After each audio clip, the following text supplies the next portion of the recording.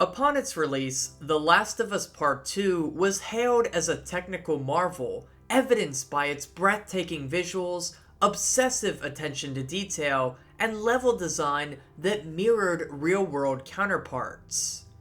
In a game chock full of never-before-seen details like glass shattering, incredibly rich and haunting facial animations, and a full-on whistle-based language, it's not hard to come up with something that will knock your socks off.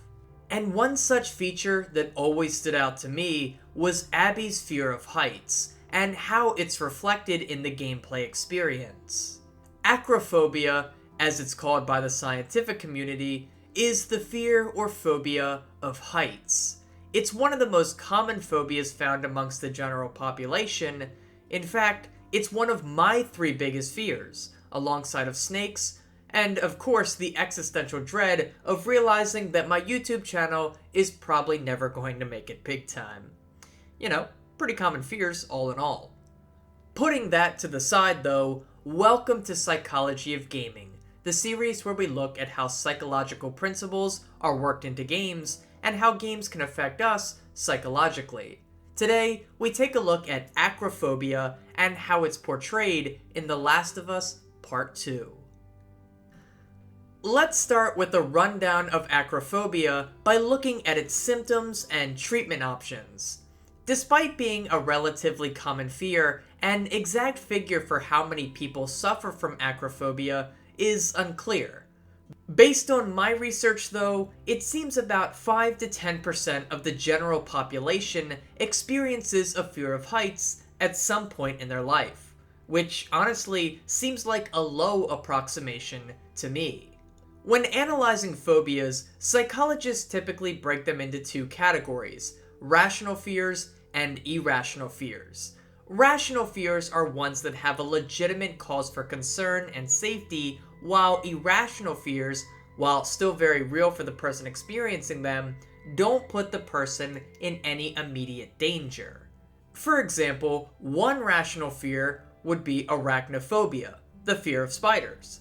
Certain types of spiders can be very poisonous, and they can kill a human being very quickly. Therefore, it's rational to be concerned about them. On the other hand, vestophobia, or the fear of clothing, is an irrational fear, as the stimuli doesn't pose a threat. Instead, the person's fear is triggered through an association between clothing and a traumatic event. And it's important to note that sometimes rational fears can become irrational depending on the circumstances.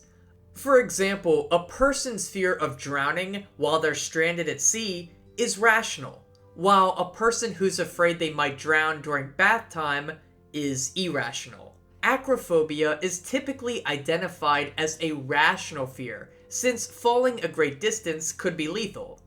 It's believed that the fear of heights is partially a survival mechanism that developed in humans over the centuries to keep them safe, while others may develop it after experiencing a traumatic fall. People who suffer from acrophobia typically tend to avoid situations that involve traveling high up into the air, as you might expect. Getting on airplanes, going rock climbing, and riding roller coasters typically aren't hobbies enjoyed by those who are afraid of heights. Still, sometimes these situations are unavoidable, and when exposed to these moments, a person suffering will experience a multitude of symptoms. These include, but aren't limited to, a loss of balance, panic attacks, shaking, sweating, heart palpitations, and anxiety leading up to the exposure of being up high. It's also not uncommon to see a person drop to all fours or to their knees to mitigate the chances of them falling by losing their footing. These symptoms suggest a genuine fearful reaction from the person dealing with acrophobia. In terms of cures, the most common practice for dealing with fear of heights is exposure therapy and systematic desensitization. This is the process of slowly exposing a patient to higher and higher frequencies of their fear. Building up to the fear gradually allows the person to acclimate their body and mind each step of the way. For example, a therapist might have a person stand on a box a few feet off the ground. and when they're comfortable with that, they might have them climb to the top of a ladder.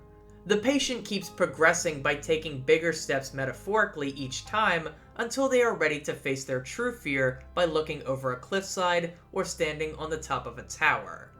The hope is that eventually the person will lose the anxious association with heights by overcoming that fear through gradual exposure. Returning to The Last of Us Part 2, we meet a young woman named Abby who suffers from acrophobia. The game makes us quite aware of this fact early on while playing as her, but it does so much more with this premise than other games. Instead of just making this a part of her traits, Naughty Dog took it a step further by incorporating it directly into the gameplay. Anytime Abby is facing a cliffside or looking over a deep drop, her fear begins to kick in. The screen starts to distort, mirroring the loss of balance that people report. She begins to breathe deeply, indicating her body is entering a state of tension. And she exhibits the uncontrollable shaking that you'd expect to see from someone who's frightened. The game doesn't take it too much farther than this, as these symptoms simply persist on so long as you continue to stand there by the cliff. Still, it's a neat touch that's worth praising.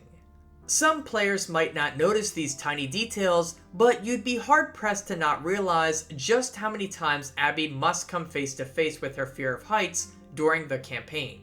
Many of the levels she ventures through include sections with tall towers and deep drops. It's a small plot point that contributes to her overall arc of becoming a better person and stopping the cycle of violence and revenge. In order to become the best version of herself, she must face this fear at multiple points. This is of course most prominent in this portion of the game, in which she must venture across the rickety Seraphite bridge to reach the hospital fast enough to save Yara's life. Lev is able to cross it with ease. Clearly, he doesn't have the same fear. For Abby though, this is a harrowing experience that nearly kills her in the end. Still, she shows a lot of grit and heart when crossing this bridge, despite her overwhelming fear. Despite coming face to face with death though, Abby is never cured of her fear of heights, even after this fall.